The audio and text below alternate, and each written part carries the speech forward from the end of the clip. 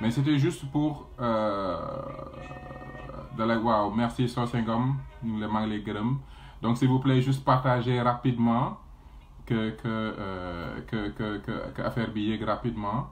Donc c'est pas quelque chose qui a été prévu, mais depuis ce matin j'ai eu beaucoup de compatriotes qui m'ont écrit pour me demander des questions sur comment ça se fait, quels sont les enjeux qu'aujourd'hui un groupe consultatif waaw wolof d'accord amul benn problème. Donc ngeen jégal ma ngeen baal ma, en fait c'est juste que tey dama am beaucoup ay xarit yu bari ci Facebook bi yu ma bind ne ma vraiment bëggoon nañ ma génn wax ci groupe consultatif bi nga xamante ne nii jox nañ ñu nee nañ dinañ ñu jox 7000 milliards.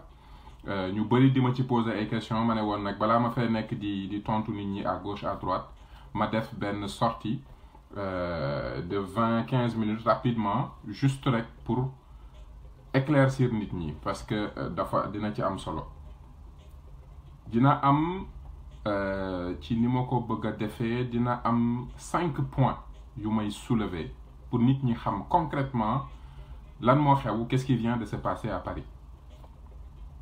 Premièrement, li xew Paris xewoon na fi, c'est-à-dire que du lu bees en fait. Gouvernement bi c'est la deuxième fois ñuy dem Paris toog ak ay banquiers ay nit ñu am xaalis ñooñu xool réew mi ba noppi wax ñaata la ñu fas yéenee lebal réew mi. Donc loolu mooy c'est un groupe consultatif. Donc doo fa génn yoon di génnee fa ay contrat, doo fa génnee fa ay chèques, mais da nga fay génn ak ay banquiers yu ne la bu ñu xoolee sa situation xool vraiment sa projet yi ñu présenté ak li nga ñu wax que ne di nga ko am ci at yi di ñëw ñun jàpp nañ ne loolu bu dee dëgg la dinañ la jox lii mën nañ la jox lii. Donc c'est un groupe consultatif.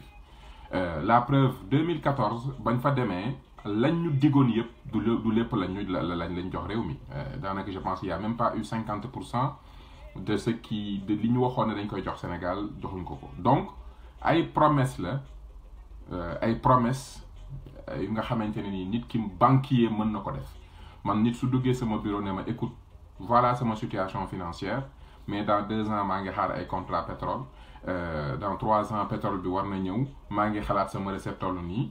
Donc dama bëggoon xam boo jàngatee situation bi ñaata nga ma mënoon a lebal ci situation bi mën naa la defal évaluation ne la par rapport ak li nga ma présenté ak recette yi nga mën a di nga ko am avec le pétrole qui va venir man de bu ma la doon lebal war naa laa mën a lebal temps. Tey jii li nga xamante ne nit ñi wax nañ ko Macky Sall tey ne ko dina la lebal 7000 milliards Macky Sall mënu koo jël imposer leen ko. C'est juste des engagements. Ça c'est le premier point pour que nit ñu bañ a def ci bopp sénégalais yi ne tey président Macky Sall day wàcc ci Sénégal suba ak xaalisu 7000 milliards pour combler tension de trésorerie bi. D'ailleurs leb bii mu leb du loolu mooy régler tension de trésorerie bi au contraire da koy yokk parce que leb boo andi rek servi mooy ne di nga fay en emprunt boo signé sur le long terme am na loo xam ne di nga ko génne fay ko. Donc premier élément bi mooy c'est la deuxième fois que ça se passe. Première fois bi mu xewee li ñu waxoon yëpp dañu ko jox joxuñ ñu ko donc lii ñu wax yëpp ne dinañu ko jox c'est juste des promesses. Le moment venu buñ ko waree génne ce sera sur des projets précis, ce sera sur une évaluation précise et bu boobaa dinañ xool ñoo xam ne dinañ ko contractualiser wala duñ ko contractualiser. Prêt moom contrat la te contrat amagul c'est juste une évaluation générale. Loolu pour le moment loolu mooy li nga xam ne mooy li am. Ça c'est le premier élément. Deuxième élément, je trouve quand même l'exercice très politicien et très inélégant. Inélégant parce qu'on est en République. Quand le président de la République sort, il engage le nom de la République, il emprunte, parle d'une vision au nom de la République. Alors que le président, la République va renouveler l'équipe de gestion dans 3 mois.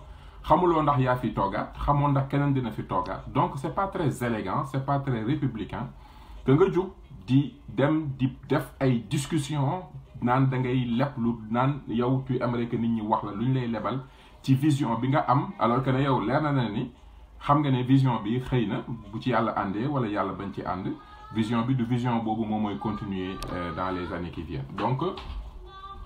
Donc loolu nekk na lu nga xam ne vraiment bon maa ngi pause mon garçon qui vient ça va donc loolu mooy deuxième élément bi. Donc c'est inélégant et c'est quelque chose bu nga xam ne mën nañ ne c'est très politicien, mais nag on comprend quand un homme politique est dans une période bu nga xamante ne nii dafa manquer de comment dire dafa manquer de popularité, c'est très correct que muy utiliser stratégie bi pour dem en France wàcc Sénégal andi benn discours comme quoi que andi na xaalis. C'est très politique et ça se comprend. Mais bon, quand un président manque de popularité à tel point que day bind livre pour raconter sa vie, alors qu'on attendait de lui qu'il écrit un livre pour nous parler de son bilan à mi-parcours, de ce qui a marché et de ce qui va marcher. Donc, on comprend que, voilà, il ne peut pas faire preuve d'élégance républicaine et d'attendre les après-élections, mais bon, xëy na loolu la soxla jamono ji. Deuxièmement, loolu mooy deuxième point bi, donc le contexte. Deuxième bi ci topp mooy c'est quand même la Banque mondiale et le Fonds monétaire international ñi nga xam ne ñoom ñoo obligé Amadou Ba mu reconnaître que réew mi ngi ci tension de trésorerie. Parce que bind naa ko il y a 1 an pour dire que réew mi amatul xaalis jamono ji bi ma ko waxee ils n'en voulaient pas me croire. Mamadou Lamine Loum confirmé ko il y a 6 mois et Banque mondiale FMI obligé Amadou Ba mu reconnaître ko. Mais c'est FMI ak Banque mondiale mi nga xam ne ñoo obligé Amadou Ba mu reconnaître ne réew mi amul xaalis tey ñoom ñoo nangu toog pour que ñu lebal Sénégal encore de l'argent. Ça veut dire quelque part que boo xoolee ba ci biir li ñu ko doon wax ne ko il faut nga xoolaat recettes yi foog nga xoolaat sa dépense que Macky Sall forcément il a donné des gages parce que ki lay critiquer naan la sa recette doxul ni ngay lebee baaxul kooku su nangoo ba noppi avouer loolu ne da nga am tension de trésorerie kooku su nangoo ànd ak yow encore après pour jàppale la nga am xaalis mooy la mu la doon artu nangu nga ko et que la mu la wax ne war nga changer ni ngay doxalee loolu di nga ko def parce que amatoo choix te loolu laa leen doon artu ne woon naa leen bu ngeen continuer ci dépense bu ngand bi ngeen di dépense su ngeen continuer ci gestion bu bon bi ngeen di gérer dinañ mës a toog di leen wax fu ngeen di teg seen tànk ak fu ngeen dul teg seen tànk te lu ngeen bëggati ci àdduna bi bu ci FMI ak Banque mondiale àndul ba noppi wax leen ne léegi foog ngeen soppi doxin du ngeen ko am. Donc FMI ak Banque mondiale mi leen doon artu fexe ba ñoom ñu avouer que ne effectivement tension de trésorerie am na tey ñoom gouvernement du Sénégal dafa obligé jox ay gages yu leer FMI ak Banque mondiale pour ñu nangu ko ànd ak moom et ça loolu kenn mënu ko weddi parce que noonu la finance di doxee. Man soo ñëwee nekk en tension di ma leb xaalis en tant que banquier bu ma la nangoo lebal parce que wax nga ma lu jar ma lebal la dinaa ne la par contre sa dépense yi na nga ko xoolaat sa endettement bi na nga ko xoolaat sa recette yi na nga ko xoolaat. Donc quelque part nañ ñu wax quels sont les gages yi nga xamante ne nii le gouvernement a été obligé de le donner au FMI à la Banque mondiale pour que Banque mondiale ak FMI nangu jàppale ko ci pour les années à venir. Donc troisième point bi mooy. lii ñu am nii amuñ ko juste parce que tout va bien c'est que forcément il y a eu on a dû montrer patte blanche wane Macky Sall a dû nangu li ko FMI doon wax ne ko les recettes ne marchent pas tu dépenses li ngay dépenser baaxul donc loolu forcément am na ay gages yu mu ci joxe xam naa loolu duñ ko mës a nangu génne mais am na ay gages yu mu ci joxe donc deuxième bi mooy conditionnalité bi troisième point bi mooy. Des fois nit di nga banquier di nga lebal entreprise wala réew xaalis même suñu amee problème de liquidité problème de liquidité taxul du tax ñu bañ la lebal mais dañ la lebal parce que am nga yeneen actif nit mën na la ñëw bon nga xool ses états financiers sur ces 3 dernières années nga gis une baisse des liquidités mais derrière lui tu vois qu'il a beaucoup d'actifs il a beaucoup de moyens nga lebal ko sur la base de ça. Sénégal am na pétrole am na ay contrat au pétrole Sénégal am na ay contrat au gaz Sénégal am na ay contrat de pêche Sénégal mën na joxe ay contrat minier Sénégal mën na joxe contrat gestion de l'eau Sénégal mën na joxe ay contrat de terre donc contrat yooyu yëpp nga xamante ne ni mën na ko jox réew yi sur cette base là rek mën nañ ko nangu ne nañ la jàppale bu fekkente ne di nga jox contrat yi et quelque part le Sénégal a déjà même payé lii mu jëlee réew ma il a déjà payé le prix. Il a payé le prix à travers des appels d'offres qu'on a eu à donner à beaucoup de pays, particulièrement la France, qui a beaucoup soutenu Macky Sall ci lii. Parce que lii bu sottee France jàpp na ci bu baax. La preuve, vous avez vu le ministre de l'économie et des finances de la France qui est sorti mu génn di dooleel mbir mi parce que xam na ne Sénégal Macky Sall li mu defal France ci 2 dernières années yi rek ëpp na lii. jox na ko contrat TER bu nga xam ne waru ko woon am, jox na ko contrat Suez bu boo xam ne waru ko woon jox na ko ay contrat puits de pétrole yi gën a neex gën a baax ci Sénégal te waru ko woon am, jox na ko gaz, jox na ko lu ne. Donc tey jii c'est très normal que France taxaw ànd ak Banque mondiale ak FMI naan dañuy naan di raconter montant yu mel nii. C'est très normal parce que Macky Sall nag defal na leen lu ne amul lu mu leen defalul. Donc c'est très normal que tey jii réew mi ñàkk liquidité mais comme Macky Sall joxe na ay contrat entreprise française yi ba noppi sûrement que discuter na ak Banque mondiale ak FMI pour xoolaat yenn doxalin yi que forcément dinañ ko accompagner. 4e élément bi j'ai expliqué lii aussi mooy ñëpp xam nañ ne d'ici 2 ans 3 ans il y aura quelques centaines quelques dizaines de milliards qui vont se rajouter du budget parce que on a signé des contrats pétrole yi nga xamante ne nii d'ici 2 ans dinañ ko exploiter. Donc Macky Sall est en train de signer des contrats sur la base de recettes qu'il n'a pas encore. Loolu aussi bokk na ci liñ ko promettre nii. Promettre waxuñu condition ak engagement yi mu jox Banque mondiale ak FMI xam nañ ne contrat yi mu jox France moo tax France jàppale ko ci mais surtout waxguñu ba léegi kañ la ñuy génnee xaalis bi parce que l'une des conditions pourrait être d'accord mën nañ leen lebal temps mais di ngeen soppi doxalin ci dépenses yi di ngeen soppi doxalin ci lii mais surtout xaalis bi dinañ leen ko jox xëy na bu fekkente ne recette pétrole yi dugg na. Donc Macky Sall est en train de s'engager sur des recettes qui ne sont pas encore là. Et boo ko xoolee lii nii loolu noonu logique de gestion boobu où il intègre les recettes du pétrole à tel point que loolu da nga koy xool ci la création de richesse da nga koy xool sur les dépenses da nga koy xool sur son investissement. Affaire du pétrole bi rek dafa changer Macky Sall ni mu doon doxalee. Il ne contrôle plus les dépenses, il ne gère plus les recettes comme il le devrait.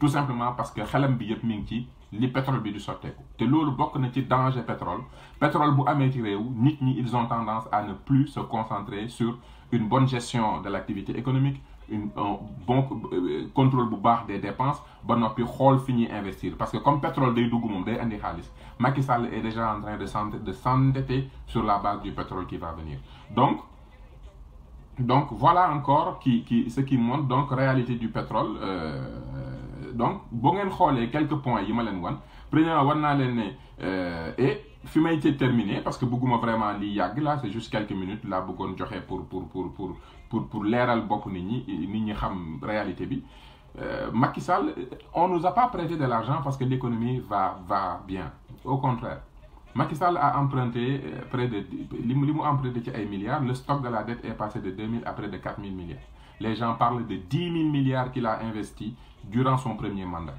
Donc, quand tu investis, l'objectif d'un investissement, c'est d'avoir des rendements. Loolu mooy objectif bu investir. Tu investis parce que tu veux des rendements.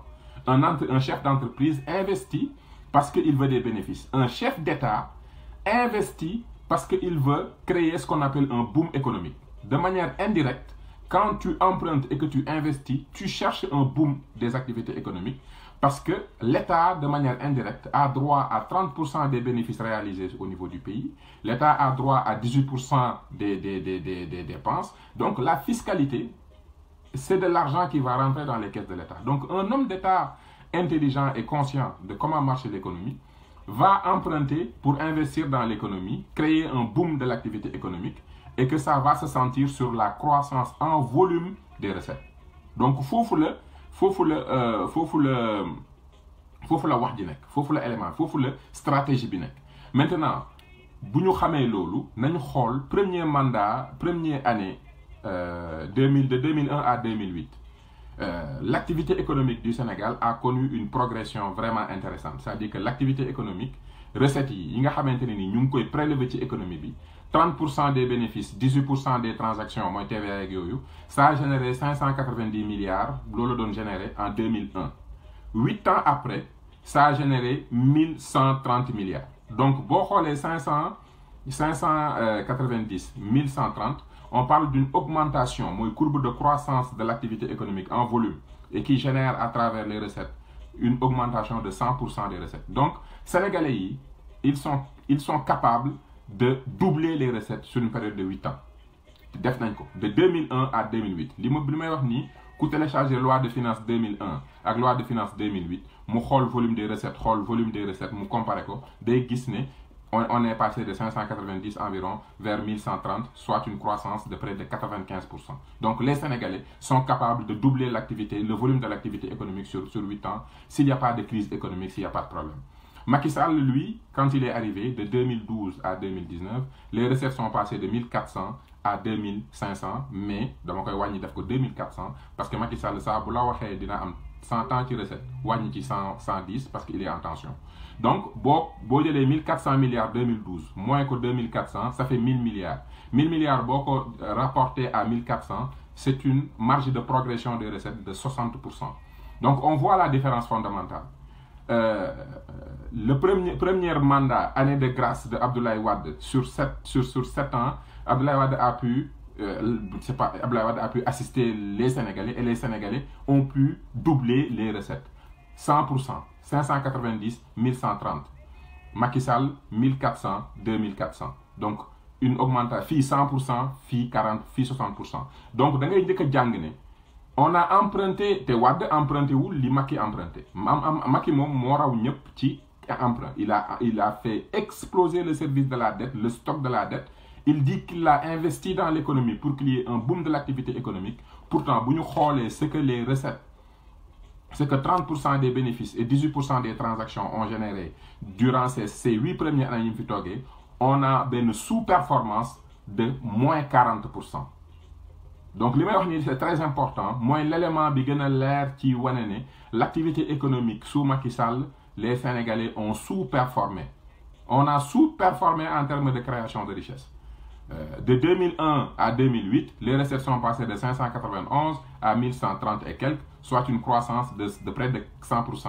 Sur Macky Sall, on a une croissance de 60%, donc sous-performance de la courbe de croissance de 40% au niveau des recettes. Moi, li nga xam ne ñu ngi koy prélever ci économie.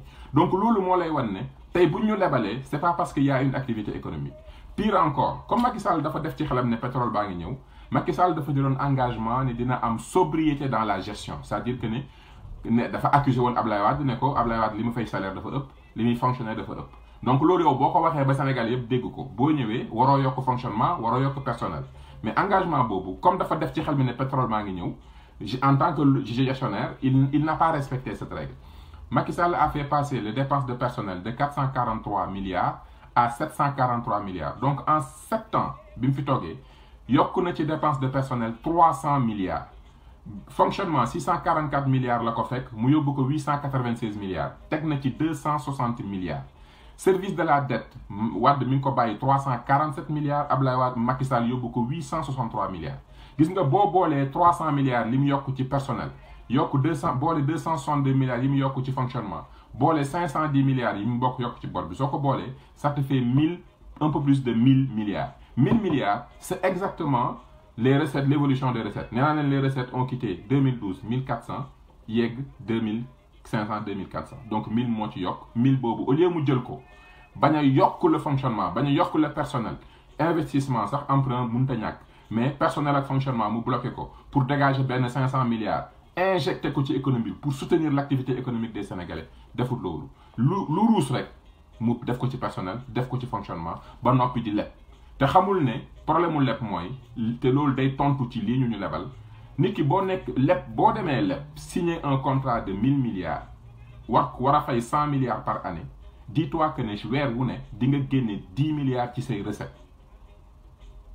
Donc emprunt boo lebee rek mais wàññi nga say recettes donc boo lebee dugal ko foo xam ne dafa lay jural recette parce que leb nga mooy wàññi nga say recettes parce que li doon dugg ci kees gi dootul doy parce que bu fekkente ne da nga am 1000 milliards yoo xamante ne nii war nga koo fay sur 10 ans ñu ne la léegi at mu ne di nga génne 100 milliards donc weer wu nekk war nga génne environ 8 milliards et quelques 8 milliards yooyu foo koy jëlee ci say liquidité nga koy jëlee donc moom tey jii ñu ngi ko naan réew mi la création de la richesse a connu une sous-performance de 40% sur les 7 premières années de ton mandat. Si on le compare sur les 7 premières années de l'alternance, il y a une baisse des recettes. Lolo que FMI et Banque mondiale donnent depuis des années, nous avons alerté mais dégloué. Donc les recettes ne sont pas, la croissance des recettes, on est en sous-performance. Banopi au niveau des dépenses, personnel bi di yok, fonctionnement bi di yok, banopi muy emprunté, te xamul ne contrat bu mu signé, wàññi na ay liquidité. Parce que contrat bu signé rek, service d'intérêt yok, service de la dette yok. Bo xolé 3 éléments yi, mom moy expliquer li tax tension de trésorerie am. Donc tay ji réew mi ngi en tension de trésorerie, ñëpp xam nañ ne Macky Sall mënta fay hôpitaux yi, mënta fay enseignants yi, mënta fay élèves yi, mënta fay kenn. Instant bi financièrement parlant, il est tendu. Mais comme il est impopulaire, il va convoquer groupe consultatif bu nga xam ne mënoon na bàyyi ba fekkente ne wóolu na boppam gagné na élection yi mënoon na bàyyi ba après mu convoquer ko dem avec des projets concrets. Mais tey mi ngi dem ci loo xamante ne nii il ne cherchait que la dimension communication, occuper la presse, revenir au Sénégal pour dire écoutez, l'économie va bien. L'économie va bien, mais tu ne peux pas payer 4 000 milliards. L'économie va bien, tu ne peux pas payer les enseignants. Donc, encore une fois, lis-moi la réalité. C'est ça la réalité. Un banquier, man nga ko ñëw man tay mën naa toog sama bureau, ben entrepreneur bu am maana ñëw dugg sama bureau ne ma écoute, voilà mes états financiers aujourd'hui. En ce moment, j'ai des problèmes de liquidité, mais signé un contrat avec le gouvernement de tant de millions qui va venir, signé un li, et puis amna projet bi, et puis amna un contrat yo ne mën naa la ko jox. Au vu de cette situation, évaluer ma capacité d'emprunt. Maintenant, dama koy defal évaluation, ne ko boudé li yépp amna, mëna la defal li ci condition yéeg. Su génné fofu mëna dem gis ces entrepreneurs, ces fournisseurs, du wax condition yi mako tek man xeyna mëna ko ne ko da nga wara dakk ay nit, mëna ko ne sa fonctionnement da nga ko wara wañi, mëna ko ne ko sa terrain bé da nga makoy jox garantie, mais lolu du ko wax. Mom limi wax rek moy dugg na ci banque bi, génn na ci banque bi, nénañ mën nañ ma lebal temps, mais du wax man li mako tek en tant que créditeur, en tant que financier, du ko wax. Donc ñu ngi ci communication encore très politicienne. Lu nga xamanteni ni c'est très sérieux. Je pense que ne bokk na ci rôle du président de la République mu éduquer Sénégalais yi. Wax leen di leen wax dëgg te bañ a jouer ci rôle communication parce que lii mu convoqué heure bii c'est pas le moment. C'est vraiment pas le moment à 3 mois des élections présidentielles ngay génn naan da ngay leb lu toll ni 7 000 milliards. Il ne le fait que pour l'effet d'annonce. Il ne le fait que pour l'effet d'annonce. Et je trouve ça très dommage parce que quelque part, c'est nous prendre pour plus bêtes qu'on pourrait l'être parce que nous, quand même, donc, li muy def ni vraiment, day manque respect sénégalais parce que c'est comme si nous, on n'est pas capable de comprendre pourquoi il fait tout ce qu'il est en train de faire. Parce que FMI, c'est tellement évident. FMI et Banque mondiale, nous savons que nous avons jël paaka tek ko ci putu Amadou Ba ne ko di nga reconnaître ne réew bi est en tension mu reconnaître ko ba noppi ñu tek ko liñ koy tek and ak ñom mais ils ont pas le choix. Ils ont pas le choix. Donc c'est ça la réalité aujourd'hui. Nañu bayyi sénégalais yi ñi dul wax deug. Man limay gëna metti moy communication mensongère. Manque de vraiment manque de absence d'inélégance bi ñuy doxalee réew mi yaakaar ne sénégalais yi juruñu ñu leen mën a expliquer li xew mooy 7 000 milliards yi ce n'est que des promesses man bés bu ne nit ñëw sama bureau génne ay documents génne ay projets ne ma sur cette base là combien tu penses maintenant je pense que si tout est correct lii mais le jour où tu vas me dire écoutez monsieur le banquier c'est le moment de débourser dans le d'accord. Mais donne-moi tes états financiers, donne-moi les contrats, je vais faire mes vérifications. Aussi simple. Et li gëna bon aussi, li gëna bon, moy Macky Sall dafa jël xaliss bi mu lepp yépp. Xam nga néna len né depuis qu'il est là, les Sénégalais sont dans une sous-performance. C'est-à-dire que comme ni mako waxé won pour ñi mu ñëw, les recettes normalement, Sénégalais, si la crise amul, Sénégalais, sur une période de 8-10 ans, ils sont capables de l'activité économique. On est capable de doubler ce qu'on donne. Et on l'a prouvé. De 2001 à 2008, les recettes sont passées de 590 à 1137, croissance de près de 95%. Macky bi mu fi toogee ba léegi, les Sénégalais, tey bu ñu doon am 1000 francs, waroon na am 1900, ñu ngi am 1600. Donc am na 400 francs yu manqué yu nga xam ne nekkul ci kees gi. Ba noppi dépense fonctionnement mi ngi yok dépense personnel mi ngi yok mais li ma gëna metti moy xaalis bi ñuy lepp fan lañ koy def fofu lay terminer Macky Sall day lepp ba noppi comme gëmul Sénégalais gëmul entreprise sénégalaise gëmul entrepreneur sénégalais. La preuve buy wax avec le privé national lu mu leen di wax ils sont pas compétents, ils sont pas capables, ils n'ont pas les moyens. Loolu la leen di wax à chaque fois et je trouve ça très très insuffisant. Je trouve ça pas correct parce que en tant que président de la République, tu es le premier leader de l'économie, tu es le premier entrepreneur économique parce que quand les chefs d'entreprise font des bénéfices, tu as 30% des bénéfices. Donc, sont intelligents, oui, da ngay jàppale qu'il y ait plus d'entrepreneurs. Parce que l'entreprise, bu déclarer bénéfice, am nga ci 30%. Transaction, bu am nga ci 18%. Ak leneen. Donc, si tu es intelligent, sa préoccupation, ce n'est pas les entreprises étrangères. Ta préoccupation, c'est vraiment les entreprises sénégalaises dans lesquelles j'ai 30%. Yu nga xamanteni ni mën naa ko ensuite, loolu moo permettre ma def sama politique. Abdoulaye Wade, on pouvait ni ñu bëri dañu xamul finance, mais Abdoulaye Wade bi mu ñëwee en 2008, Abdoulaye Wade il parvenait, et waxuma ko parce que je l'apprécie énormément, mais dama koy parce que c'est la vérité des chiffres. Abdoulaye Wade, quand il avait en 2008, sorti la loi de finances, quand il avait des recettes de 1130 milliards, le budget de 2008, Abdoulaye Wade utilisait 50% fonctionnement, mais avait près de 600 milliards de liquidités. Il se pouvait se permettre tout et n'importe quoi. Parce qu'il avait suffisamment bloqué les dépenses des structures. Pour être honnête, c'est les socialistes quand même qui ont fait ce travail-là, d'avoir une très bonne structure budgétaire, 50% fonctionnement, 50% investissement. Abdoulaye Wade hérité comme Abdoulaye Wade a eu l'intelligence de libéraliser l'économie et de booster l'activité. Et c'est pour ça que l'économie sénégalaise a pu doubler la croissance. A pu doubler l'activité économique en volume. Nous avons doubler les recettes. Donc voilà la performance des Sénégalais. Ils sont capables, ils l'ont montré de 2001 à 2008 à doubler les recettes. Et ça, on l'a pas. Mais, les gars, bon moyen, où est-ce que Macky Sall met l'argent qu'il emprunte? Je vais vous dire 3 projets. TRB, c'est plus de 1600 milliards. Et pourtant, on va dire biñ njëkkee wax 600 milliards dañaa leen c'est faux, calculer wu leen intérêt, calculer leen impôt. Ñu dawal quelque temps, ils l'ont reconnu. Bokk na ci bind naa ko les infrastructures, l'AIBD, les insuffisances douteuses d'une maîtrise d'ouvrage public. Article boobu bi ma koy bind dama doon wax nit ñi ne li gën a dangereux dans le gouvernement, c'est l'incapacité en gestion. Mënuñu gérer des projets. Projet bu ñu ne 200 milliards lay jar, il va finir par 350 milliards. La marge d'erreur des projets du gouvernement tourne autour de 80%. AIBD, 235 milliards, on a terminé par plus de 400 milliards.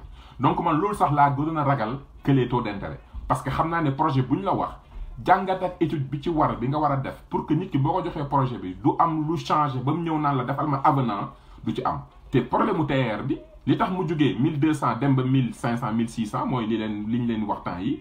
Parce que justement, comme il y a une mauvaise planification, une mauvaise maîtrise des territoires, une mauvaise maîtrise des enjeux, on est obligé, on donne des projets mal étudiés. Celui qui travaille le projet, il découvrir c'est ça l'importance des cahiers des charges techniques et cahiers des charges administratifs. Parce que si vous avez ces cahiers des charges, vous avez un projet, vous avez un bête, vous avez exécuter, vous avez un choix. Mais vous faites des défauts études, defoo dara lu baax nga jox ko noonu day commencer liggéey bi dem ba ci biir na la suuf si kat li nga ma waxoon du lii moo fi nekk ndox mi kat li nga ma waxoon du lii dégg nag changement yooyu nga xam ne manque de préparation moo koy andi loolu mooy tax projet yi di quitter de projet bu ñu la wax 100 millions lay jar dina terminer par 170 160 millions. C'est ça la marge d'erreur. Loolu moo gën a grave sax que les taux d'intérêt. Donc man quand j'écrivais cet article man xamoon naa ne TER bi wax naa leen ko TER bi fayu leen intérêt fayu leen boolewu leen ci intérêt boolewu leen ci impôt. Mais c'est un manque d'organisation, avec cette mauvaise gestion, TRB, ça va vous coûter beaucoup plus cher. Avenant, il y a un donc, Sonko, quand il vous dit qu'il y a 1600, il ne fait que dire que ce que ni de planification, gestion, il y a les projets Sénégal, nous démarrer les projets, il y a des gens qui ont dit, nous savons avenant, parce que mauvaise préparation, mauvaise gestion. Donc, Macky Sall, le projet, vraiment, il y a de mauvais projets, mais projets étrangers, il y a TR, 1600 milliards. Quand le jox Alstom Ila Touba aéroport Bonopi, rien que le projet beaucoup bolé rek l'autre c'est 2000 milliards. Le stock de la dette est passé de plus de 2000 à près de 6000 milliards. Projet rek beaucoup dajale rek c'est 2000. Mu def yeneen 2000 milliards. Mais Macky Sall en 2014 dougal na ben article, l'article 81 sur le code des marchés publics. Article bobu rek da fay depp marché public. Parce que marché public règle marché public 3 éléments importants moo ci nekk ma fàttali ko nit ñi parce que yàgg naa ko wax. Premièrement mooy ministre bi koy def il est obligé mu def cahier des charges techniques et administratives mooy foog mu gëstu ba xam ñaata fan nan ak naka ba kenn du ko mën a nax ci li muy def ça c'est le premier élément. Deuxième élément ñi nga xam ne dañuy soumissionner yëpp ñoo war a tolloo information ñëpp la war a jox info. Donc loolu mooy ba noppi war na am une compagnie bu koy jàppale ba nga xam ne xam na mbir yi nu muy doxalee bu koy jàppale mooy ce qu'on appelle assistance à la maîtrise d'ouvrage. 3 éléments yooyu mooy tax appel d'offre nga am projet bu baax am projet bu viable dara du la bett ci côté information ba noppi nit du la mën a yóbbu tribunal après parce que am na ay vices wala xam nga li nga war a def ñetti éléments yooyu foog nga wut ko la assister foog nga am cahier des charges techniques administratifs foog nga def appel d'offre bu nga xam ne képp ku ci soumissionné da ngay tolloo information. Macky Sall la ñëw dugal article bu nga xam ne day ëlbati loolu ëlbati ko dans le sens où maintenant nee na offre spontanée mooy nit ki mën na ñëw gis ministre ne ko mën naa la defal projet lebal leen ko à 50 milliards dossier bi ma leen di jox warul amu leen droit du ngeen fi nekk di gëstu appel d'offre bi ci dossier bi ma leen di jox ngeen koy defee ba noppi am na information yi nga xam ne secret professionnel la du ngeen ko divulguer loolu mooy marché yaa ma neex donc. Endettement bi Macky di leb yëpp ministres yi ñoo koy passé après par des contrats de 50 milliards 50 te minimum offre spontanée mooy 50 milliards. Donc xam nga ne bu fekkente ne yow les gros projets de Macky c'est des projets qu'on donne aux entreprises étrangères et les projets des ministres passent par offre spontanée avec minimum 50 milliards mooy génn nañ ci Sénégalais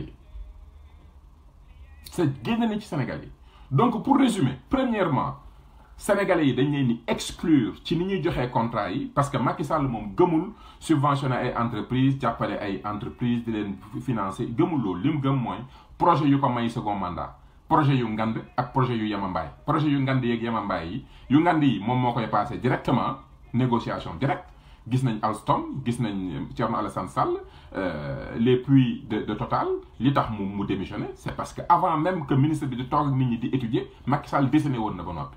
Donc tous les gros projets du Sénégal Macky Sall day décider avant ba noppi tous les autres projets des ministères minimum 50 milliards offre spontanée lii moo tax te TER Ila Touba ak bëri na ay offre spontanée yi nga xam ne ñu ngi koy valider bokkul ci plan Sénégal émergent parce que plan vision la vision bu ne lii mooy samay priorité samay urgence lii mooy samay stack ak stratégique ministère bu nekk voilà sa vision sectorielle vision bi objectif 2-3 objectifs yaa ngi nii objectif bu nekk programme bi koy suivre ngi nii programme bu ubbi fekk ci ay projet bu ne ñu ne action yi moo ci nekk action bu nekk ñu wax njëg gi ku ko war a def kañ la ko war a def ak fan la ko war a defee loolu mooy gestion axée sur les résultats xam nga loolu boo ko déterrelee projet bu ministre déboursé xaalis rek projet la bu nga xam ne gëstu nañ ko xalaat ko ba mu leer ñu ne lii njëriñu sénégalais yi la mais bu fekkente ne yow TER bokkul woon PSE Ila Touba bokkul woon PSE ba noppi offre spontanée ministres yi dañuy préférer passer des offres spontanées parce que moo gën a yomb moo gën a gaaw et puis c'est des entreprises étrangères et puis am na ngooñ ci suuf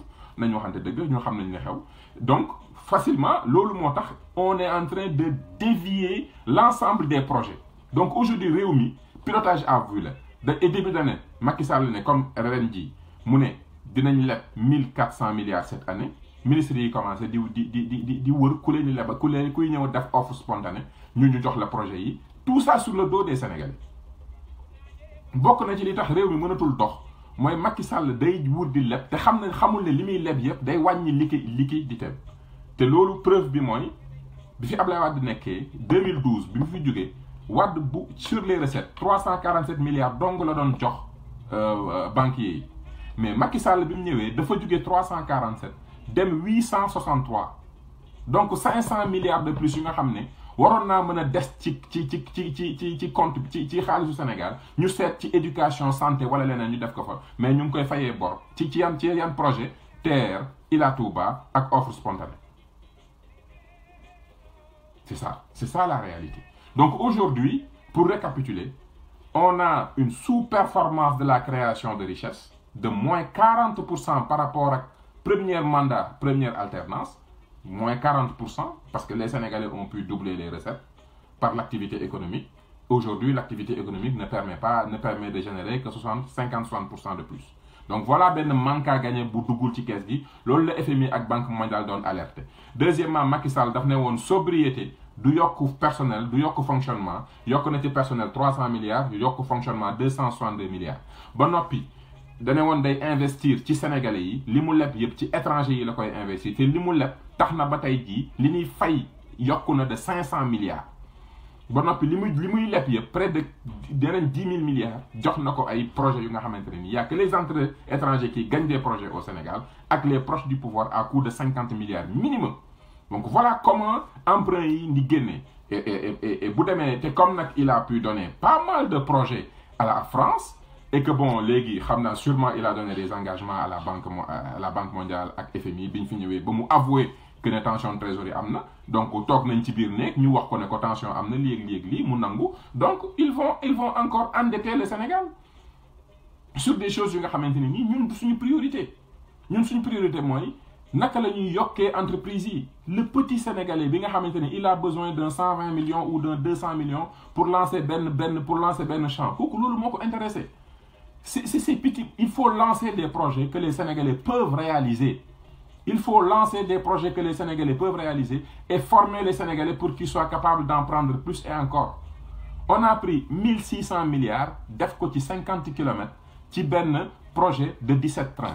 Afrique du Sud 2400 milliards lañ jël ne Alstom ñun doo ñu jaay train da ngay ñëw suñu dëkk ñu créer usine bu bees tuddee ko Jibela li may wax ni ku nekk mën na ko vérifier Jibela usine bu bees nga usine bi employé sud-africains yee ko moom di nga créer tenez-vous bien plus de 400 trains sur les 25 ans qui sont devant nous ba noppi di nga defar réseau ferroviaire wu Afrique du Sud yëpp comme Macky Sall le Sénégal peut lever 2400 milliards tey jii loolu mënoon na nekk benn projet bu nga xam ne vision au niveau de la sous-région lay doon suñu jën bi bu ñu bëggee waa Mali waa Burkina ak biir Afrique di ko lekk suñu gerte gi bu ñu ko transformé bëgg ko jaay bëgg ni bu ñu amee hôpitaux yu baax africains yi ñëw di faju mais il nous faut benn infrastructure train bu nga xamante ne nii mais day ubbi Sénégal day fexe ba lu ñu jaay pour dugal ko Afrique day yomb te bépp africain bu bëgg a ñëw ci ñun investir day yomb donc vision boobu te kenn rek kay fay mooy sénégalais yi ñooy fay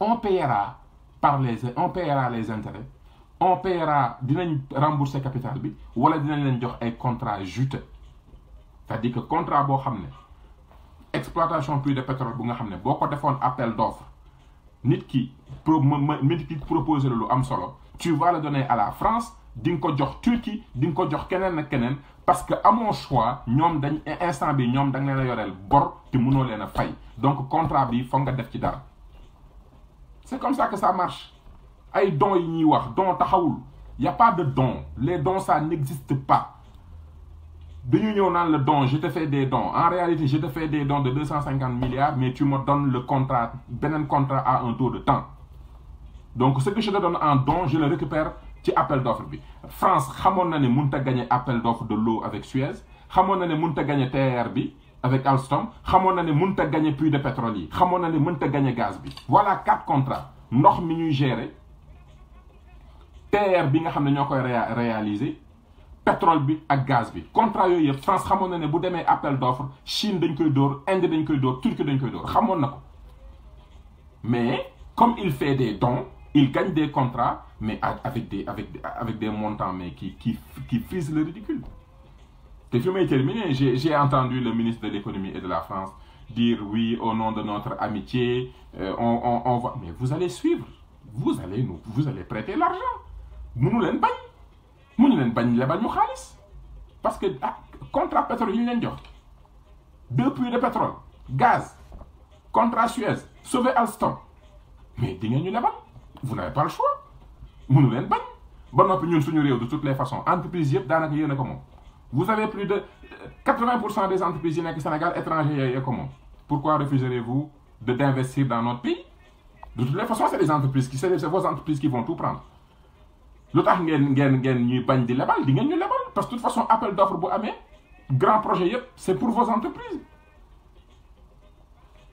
taux de croissance su 7% bi ñuy wax mais ça plaît à la France est content parce que xam na ne dans le PIB du Sénégal France am na ci lu bëri lan moo tax décrochage am entre PIB ak PNB produit national brut bi mi ngi stagné PIB bi du jóg parce que Macky Sall dafa leb 4000 milliards près des milliers de milliards jox ko entreprise étrangère yi entreprise bu ñëwee day créer benn société de droit sénégalais mais action yi appartient à l'entreprise sénégalaise, à l'entreprise étrangère. Donc du fay impôt salaire lay fay bénéfice bi mu jël ko rapatrier dëkkam. Pourquoi ils n'investiraient pas au Sénégal? Pourquoi vous ne serez pas content qu'on fasse 7%? Mais on le fait pour vous. On ne travaille que pour vous. Nous, on a des miettes. Même train, monter wagon, nous ko def France lañ koy defee duñu ko livrer. Monsieur le ministre de l'économie et des finances, monsieur Bruno Le Maire, mais bien sûr que vous allez mettre cet argent. C'est rentable pour vous. C'est des prêts sur lesquels on paye de l'intérêt. C'est des prêts qui vont vous donner droit à des contrats que vous ne pourriez jamais gagner de par votre compétitivité. Mais bien sûr que vous allez nous prêter de l'argent. C'est de l'argent rentable. De toute façon, on va payer d'une manière ou d'une autre. On paye par des barils de pétrole, on paye par le gaz, on paye par des contrats d'eau, on paye par des contrats de France Télécom. On paye. On le paye. On le paye très cher d'ailleurs. Parce qu'on a un président qui n'a rien compris à la finance et à l'économie. Voilà la réalité. Voilà la réalité. Et aujourd'hui, parce qu'il est impopulaire, il convoque une conférence de Paris où la France l'aide, FMI, Banque mondiale, il donne accusé Baki Dembe tu es en tension de trésorerie, parce que il leur a donné des gages que vous l'avez donné. Parce que FMI et Banque mondiale, il est né, FMI, li ko metti woon mooy Macky mi ngi leb mais Macky mi ngi leb ci ay eurobond te waroon na ñëw leb ci ñoom moo tax ñu sulli mbootu tension de trésorerie bi. Ah oui, FMI c'est une banque comme n'importe quelle autre banque, ils sont là pour faire de l'argent. C'est ça la vérité. C'est ça la vérité. Donc arrêtez de mentir au peuple sénégalais. Wàccewu leen suba ak ay chèques de toutes les façons 7000 milliards yi ñuy wax même bu ñu leen ko joxoon mais c'est des projets. C'est des projets. C'est pas de l'argent liquide, c'est le moins régler les tensions de trésorerie. Macky Sall, si tu veux régler les tensions de trésorerie, tu vas commencer par aider les Sénégalais à travailler plus. Tu vas commencer à aider les Sénégalais à avoir des bénéfices. Il faut commencer à aider les Sénégalais à l'activité économique. Si vous avez sa tension de trésorerie doit changer parce que vous faites 30% des bénéfices, 18% des transactions. Si vous avez les Sénégalais, vous avez des caisses. Bon, puis dépenses de personnel 300 milliards yi nga yokk ci personnel bi 252 milliards yi nga yokk ci fonctionnement bi di nga ñëw loolu nga war a xoolaat dépenses yooyu nga war a wàññi yokk sa activité économique pour créer liquidité parce que soo lebee yaakaar ne leb bi mooy régler problème bi leb bi say dépenses lay yokk parce que leb boo def contrat boo signé ci biti sortie de fonds la parce que da ngay signé xaalis dugg ci benn projet mais liquide moom day génn.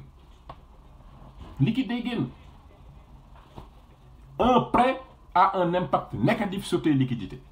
Tu signes un contrat de prêt de 10 milliards, tu dois le rembourser 100 1 milliard par année, tu viens de baisser ta liquidité de 1000 milliards parce que donc tu es remboursé. Donc tu as intérêt à ce que 10 milliards yoyo, nga def ko ci fo xamné dina la jural recette yu dugat ci caisse. Mais Sénégal, le circuit est foutu. Sénégal, ni ñuy fonctionner moy lan?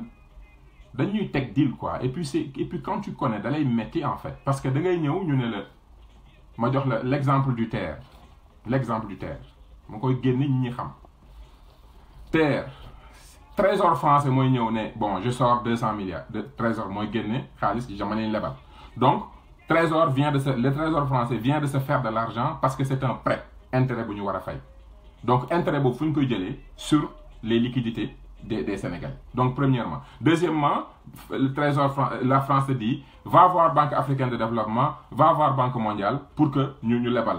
Donc, nous avons 600 milliards pour train. Nous avons par contre, taux d'intérêt. Donc, intérêt, c'est une banque qui est là.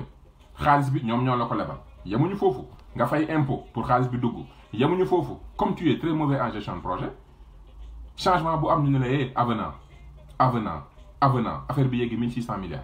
Xaalis boobu yëpp ñu jël ko lu ñuy def xaalis boobu yëpp nga xam ne yaa leen ko leb ñoom ñoo la ko lebal yow nga dem lebi ko dañ koy jël jox ko kan jox ko Alstom donc jël nañ 1600 milliards dugal ko seen réew ci par Alstom nga fay ko Alstom jël xaalis boobu fay ay salaire pour des Français fay impôt à l'État français génne bénéfice État français taxé ko bénéfice 30%. Bon noppi dividende yi comme c'est des entreprises françaises dividende yi actionnaires français ici. Donc on vient de faire quoi? On vient de prendre l'argent des Sénégalais, l'argent des Français, prêter aux Sénégalais, ils vont payer de l'intérêt, de l'impôt, et on va donner ça à une entreprise française. Et pour l'an, pour nous watcher 17 trains, 50 km, 1600 milliards. Au même moment, Afrique du Sud, 2400 milliards, près de plus de 400 trains, des milliers d'emplois. C'est ça la finance. C'est ça la finance. Li moy wax ji. Donc tay dit voilà, donc bëgguma affaire bi goudou, mais je tenais à faire ça. Peut-être que j'ai quelques questions, mais je pourrais pas rester longtemps là. Déjà, je vois que j'ai fait j'ai pas mal de choses à aller régler par la suite, mais voilà. Donc voilà, il faut que la jeunesse se lève, hein. Il faut que la jeunesse se lève. Il faut que la jeunesse se lève. On ne peut pas continuer à endetter les Sénégalais. Actuellement, il est en train de dépenser de l'argent qui n'est pas encore là. Si on lui prête, c'est parce qu'on sait très bien que les recettes du pétrole vont arriver. Si on lui prête, c'est parce qu'on sait qu'il a des contrats de pétrole, d'eau et de gaz à nous donner. Si on lui, c'est ça la réalité. Donc, en tout cas, partagez l'info, ni hamko. Parce qu'aujourd'hui, avec une certaine presse, on est en train de faire une propagande pour dire oui, Macky Sall a amené de l'argent. Macky Sall n'a pas amené de l'argent au Sénégal. Je suis désolé, arrêtez de mentir au peuple sénégalais. Il faut dire la vérité au peuple sénégalais. Si vous avez des experts qui savent lui finance, nous expliquer les lu xew. Si vous avez Macky, nous avons il faut qu'il arrête. Je pense qu'il a assez fait. Il est à 3 mois des élections. Ne présenter son bilan au peuple. Beaucoup de Sénégalais il fallait après mu def lu ko neex. Bu démé lepp Sénégalais yi ñoko fa tégat. Man awuma lu may waxat. Mais on est à 3 mois des élections. Qu'il présente son bilan, qu'il laisse les gens être candidats, que mu affronte nit ñi.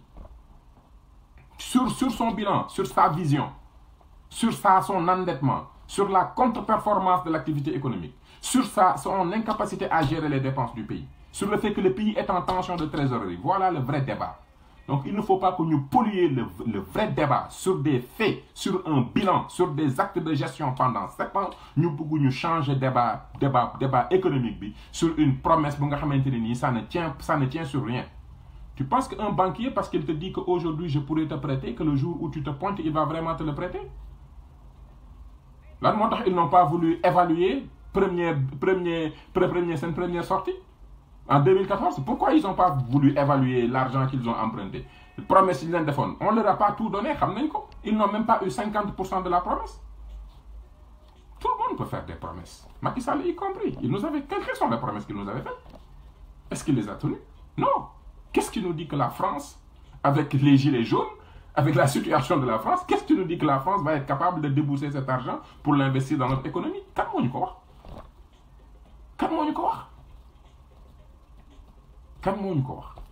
La Grèce, tout va bien, découvrir que rien ne va. Est-ce que les gens lui ont prêté de l'argent à la Grèce? Non.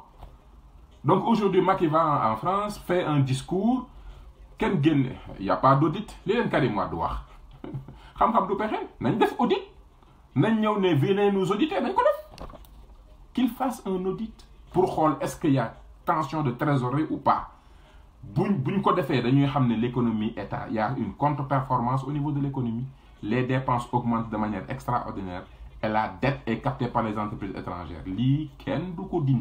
Donc, la situation il faut que nous fassions des ajustements. Il faut que nous fassions des dépenses personnelles, des dépenses fonctionnement, des mesures pour retrouver la bonne courbe d'évolution de la création de richesse. Parce que la création de richesse, c'est les Sénégalais et les entreprises sénégalaises qui ont réuni. Nous avons ligué l'État à 30% à 18% de transactions, def ko ci caisse mener la politique. C'est ça la réalité.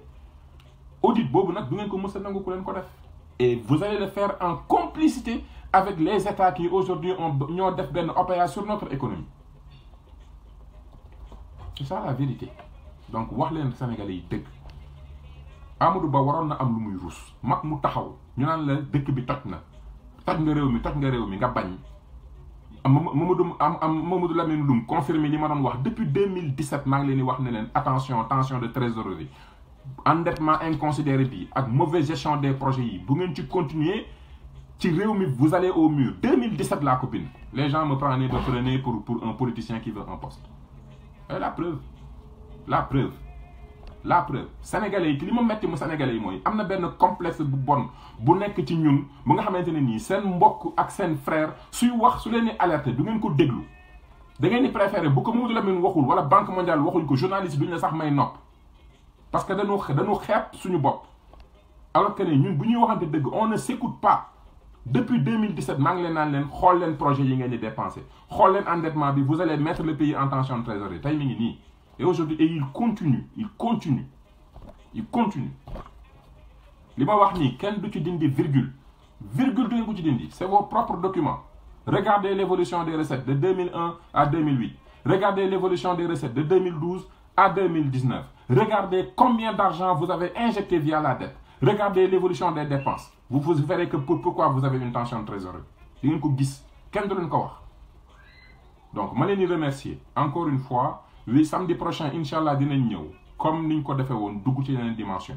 Mais c'était important qu'on marque le coup. D'habitude, je ne réagis pas sur des questions d'actualité parce que actualité moom ku ci topp di wax man je ne cherche pas du buzz mais lii ça fait 1 an ñu yëti ci wax donc buñ ci waree wax day yomb ci ñun ñu wax li xew. Premièrement, promesses yi ça que ce ne sont que des promesses. Ce n'est pas de l'argent liquide que Macky Sall va amener au pays. Bu dee loolu dëgg la demain na fay hôpitaux yi na fay enseignants yi na fay élèves yi. na fay Senelec bu dee dëgg la na ko def na génne liquide amut ñun xam nañ luy liquide bonne maîtrise des dépenses ak activité économique moo la koy jox du emprunt au contraire day wàññi liquidité parce que emprunt boo def tu viens d'augmenter la portion à court terme de la dette à long terme c'est ça la vérité donc mënu leen ñu nax ñu ne Sénégal ngeen ñu nax ñun mënu leen ñu nax mënu leen ko fan ngeen du jaar. Donc, li ngeen def nii c'est inélégant et c'est politicien. Inélégant parce qu'un homme, un républicain qui se respecte, doit engager la République, bu fekkente ne la République est dans une période de renouvellement. Les Sénégalais vont s'exprimer d'ici 60 jours, par respect pour les Sénégalais. Tu devrais être dans une logique de dire, je vous présente mon bilan, je vous laisse décider. Su ngeen paree, bu ngeen ma wóoloo ma continuer. Mais doo ñëw naan da ngay dem Paris di wax ci vision boo xam ne xamoo ndax sénégalais yi ils ont envie de continuer avec cette vision ça c'est de l'élégance mais ku impopulaire du tal élégance ku impopulaire day bind livre di bàkku di wax boppam te ñun te nit ki sa jikko mooy wan yaay kan les actes que vous posez parlent tellement fort que les mots et les lettres que vous écrivez n'ont aucun sens pour nous c'est ça la réalité donc un livre n'y changera absolument rien. Tu as eu 7 années, près de 21 000 milliards pour écrire l'histoire du Sénégal sur les territoires, pour écrire ton histoire sur l'économie, pour écrire l'histoire de Macky Sall sur notre éducation, sur notre culture. Tu avais l'opportunité de rentrer dans l'histoire. Tu as préféré le wax-waxet. Tu as préféré l'endettement. Tu as préféré nous ramener à la France. Tu as préféré manquer de respect aux familles religieuses. Tu as préféré briser un consensus sur notre système politique qui faisait notre fierté. Ça parle beaucoup plus que ton livre. Aujourd'hui, tu nous dis, ouais, je vais descendre au Sénégal, on m'a prêté 7 000 milliards. Vous pensez que 7 000 milliards va remplir le ventre des Sénégalais? Vous pensez que 7 000 milliards va payer les bourses de ces Sénégalais, des habitants du Baol, de Mbacké, les étudiants de Bambey, qui aujourd'hui, parce qu'ils n'ont rien à manger, sortent pour rentrer dans les maisons, pour faire comme les talibés pour demander à manger. Vous pensez que ce sont ces soi-disant contrats d'emprunt, promesses moi tax nga fay nga jox ñooñu 4 000 milliards. Tu penses que xaalis boobu mooy tax ñu fàtte ne un jeune fils du Baol où je suis originaire a été tué par balle uniquement parce qu'il voulait manger?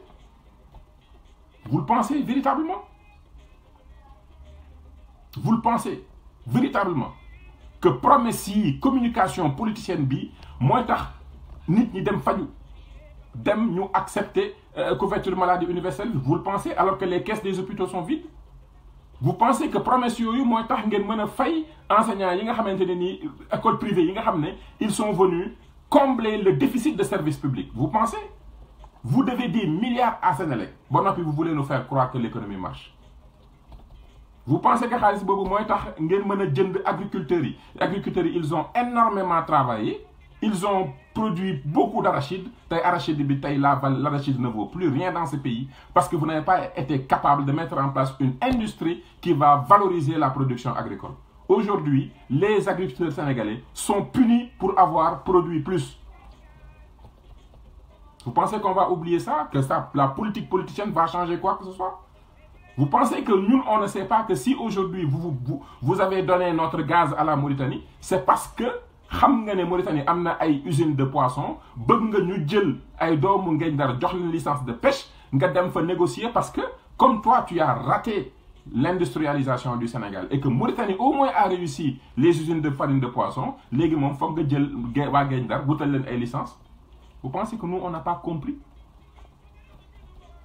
PUDC bi nga ñuy bëgg ray ak wax, il ne fait même pas 1% du budget pour une population rurale qui représente plus de 55% de la population.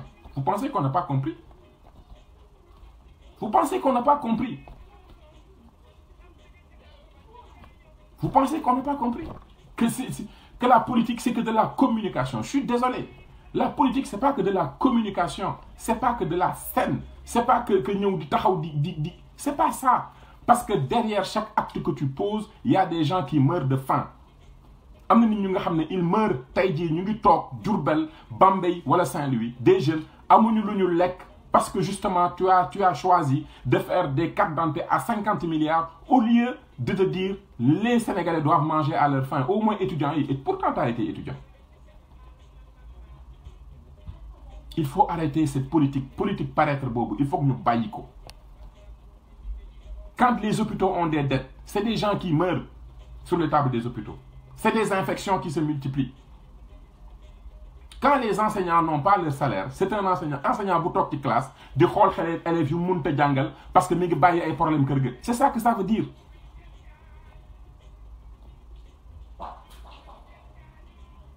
C'est ça que ça veut dire. C'est ça que ça veut dire. Donc vraiment respectez le peuple sénégalais. Pour le peu de mois qui vous reste, respectez le peuple sénégalais. Présentez un bilan sincère. S'il y a des erreurs, reconnaissez-les. S'il y a des choses sur lesquelles vous pouvez être fiers, et peut-être qu'il n'en manque pas, dites-le. Mais s'il vous plaît, il ne faut pas insulter notre intelligence avec ces réunions-là qui ne veulent rien dire. Tu n'as signé aucun contrat de financement dans cette rencontre. Tu ne rentreras pas au Sénégal avec bonne liquidité. Un problème de liquidité, le pays n'est pas liquide. C'est ça notre problème. On n'a pas de liquide. Donc, gagner liquide. Pour gagner liquide, il va falloir baisser ses dépenses, faire que nos Sénégalais liguent. L'autre est un liquide. L'autre est un liquide. Donc, merci beaucoup. Et puis, on vous donne rendez-vous le week-end prochain.